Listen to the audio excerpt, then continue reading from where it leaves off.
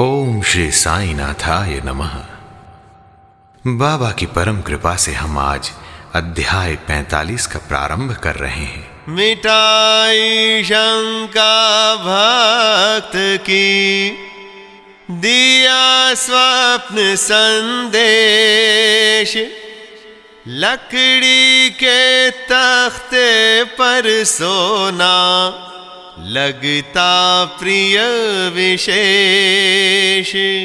इस अध्याय में संदेह निवारण, काका साहेब दीक्षित का संदेह और आनंदराव का स्वप्न, बाबा के शयन के लिए लकड़ी का तख्ता की कथाओं का श्रवण करेंगे। प्रस्तावना। गत 3 अध्यायों में बाबा के निर्वाण का वर्णन किया गया है। इसमें कोई संदेह नहीं कि अब बाबा का साकार स्वरूप लुप्त हो गया है, परंतु उनका निराकार स्वरूप सदैव विद्यमान रहेगा। अभी तक केवल उन्हीं घटनाओं और लीलाओं का उल्लेख किया गया है जो बाबा के जीवन काल में घटित हुई थी। उनके समाधिस्थ होने के पश्चात भी अनेक लीलाएं हो चुकी हैं और अभी भी देखने में आ रही हैं, जिनसे यह सिद्ध होता है कि बाबा अभी भी विद्यमान हैं और पहले के ही भांति अपने भक्तों को सहायता पहुंचाया करते हैं। बाबा के जीवन काल में जिन व्यक्तियों को उनका सानिध्य या सत्संग प्राप्त हुआ, यथार्थ में उनके भाग्य की सराहना कौन कर सकता है। यदि किसी को फिर भी ऐन्द्रिक और सांसारिक सुखों से वैराग्य प्राप्त नहीं हो सका, तो इसे दुर्भाग्य के अतिरिक्त और क्या कहा जा सकता है।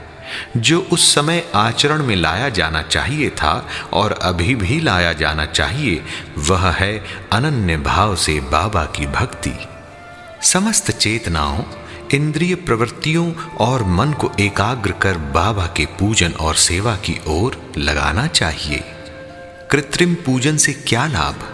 यदि पूजन या ध्यान आदि करने की ही अभिलाषा है, तो वह शुद्ध मन और अंतःकरण से होनी चाहिए।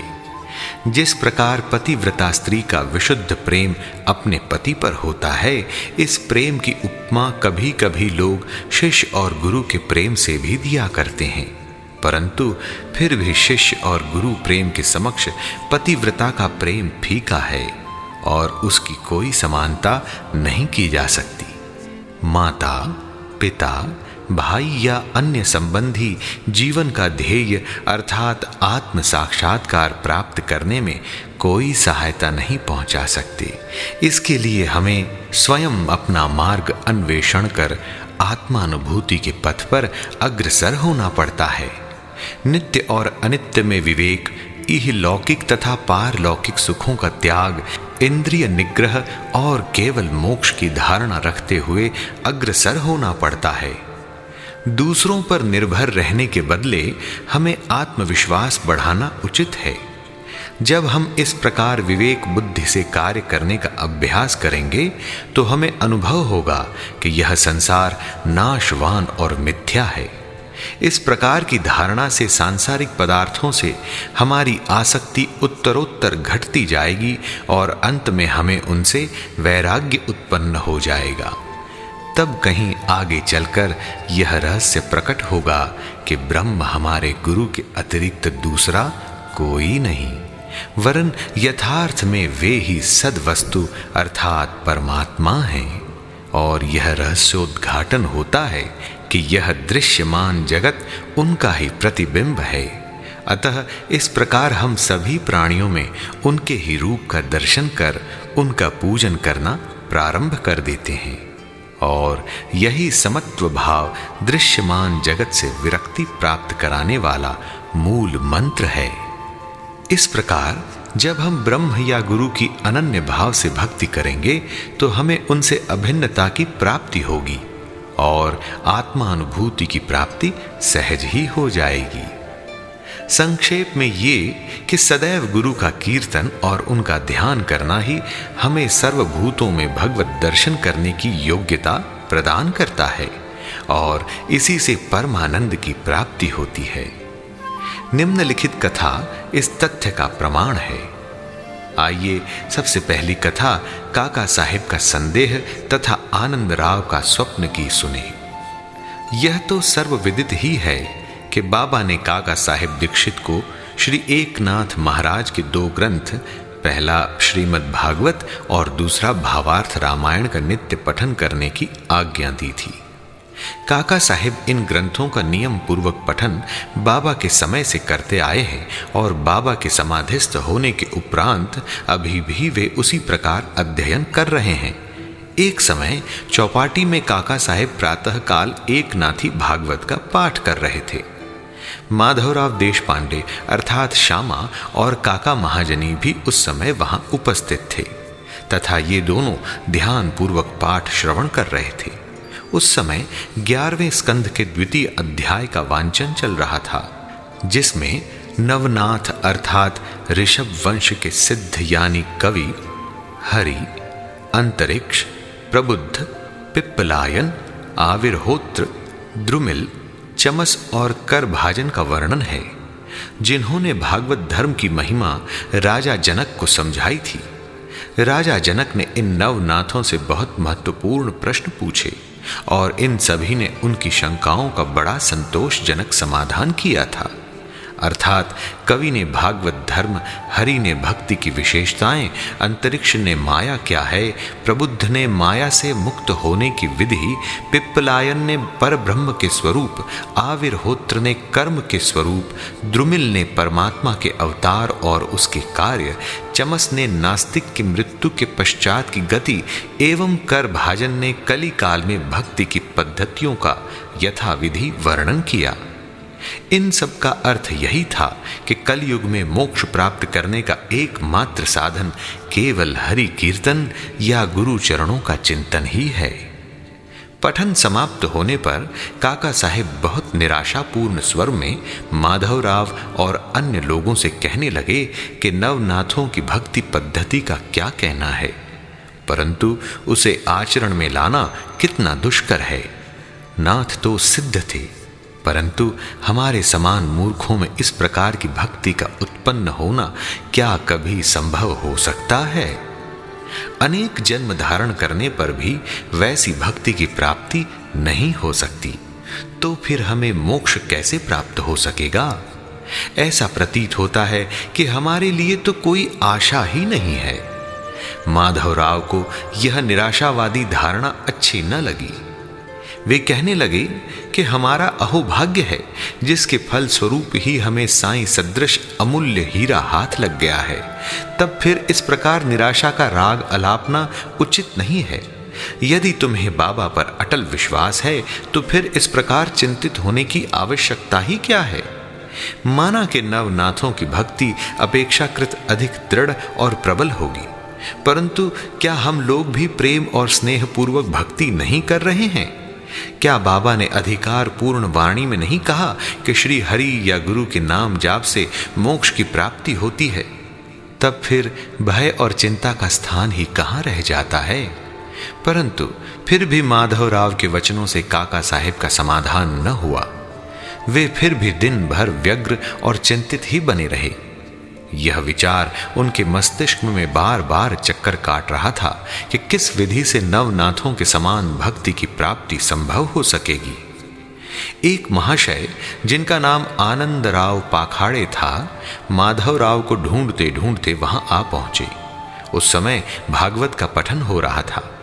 श्री पाखाड़े भी माधवराव के समीप ही जाकर बैठ गए और उनसे धीरे धीरे कुछ वार्ता करने लगे।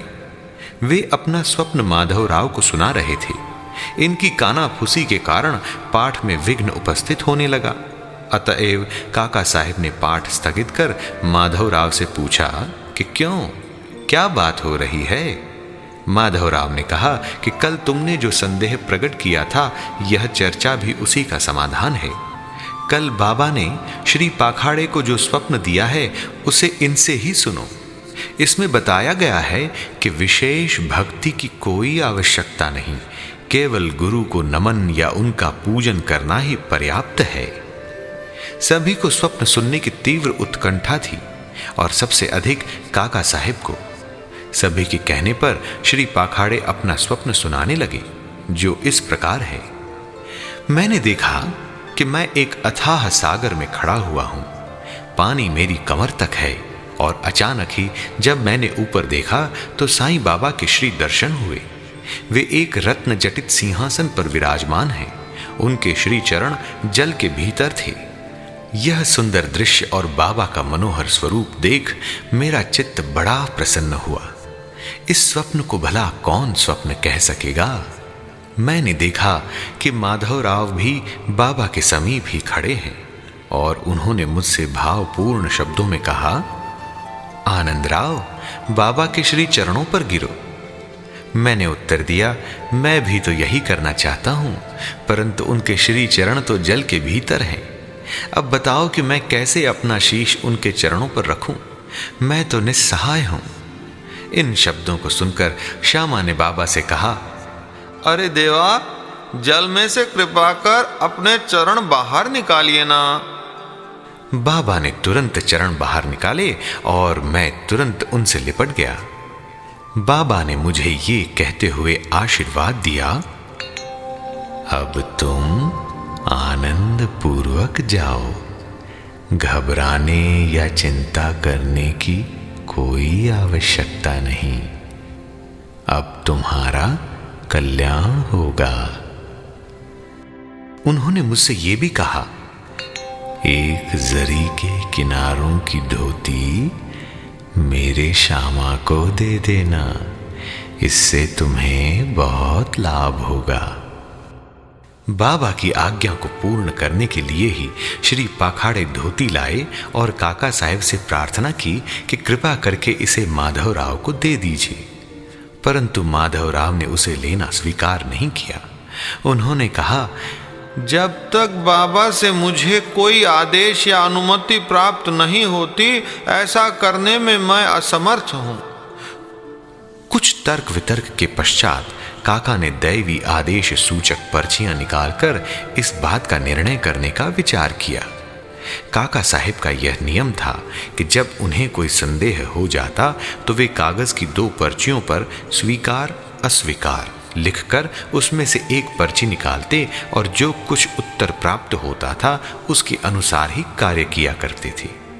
इसका भी निपटारा करने के लिए उन्होंने उपर्युक्त विधि के अनुसार ही 2 पर्चियां लिखकर बाबा के चित्र के समक्ष रखकर एक अबोध बालक को उसमें से एक पर्ची उठाने को कहा।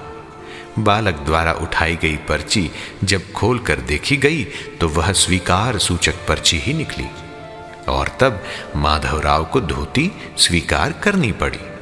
इस प्रकार आनंदराव और माधवराव संतुष्ट हो गए और काका साहब का भी संदेह दूर हो गया।